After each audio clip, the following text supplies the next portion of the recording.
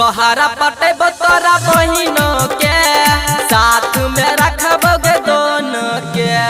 तोहरा पटेब तोरा बहिनों के साथ में रखबोगे दोनों के।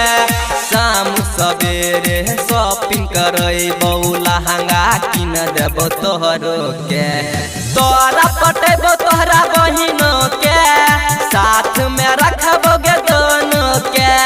तोहरा पटेब तोरा बहिनों के साथ में रखबोगे दोनों के। साथ में रखबोगे दोनों के, दोनों के।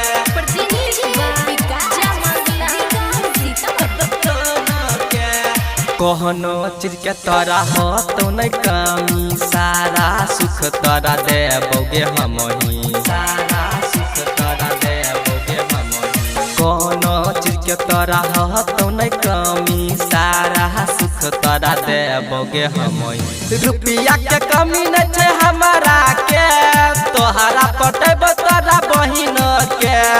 रुपया के कमी नहीं छे हमारा के, तोहरा पटेब तोरा बहिन के। शाम सवेरे शॉपिंग करबो लहंगा किन देबो तोहरो के। तोहरा पटेब तोरा बहिन के साथ में रखबोगे दोनों के।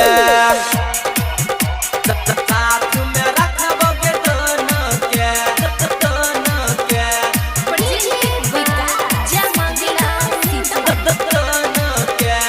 राइटर यार मन कहे छोगे रानी, घरवा के तू छही महारानी। घरवा के तू छही महारानी। राइटर यार मन कहे छोगे रानी, घरवा के तू ही छही महारानी। माइकल मिथलेश चाहतो दोनों के, तोरा पटेब तोरा बहिनों के।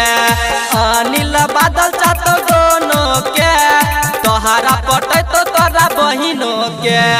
शाम सवेरे शॉपिंग करबो लहंगा किन देबो तोहरो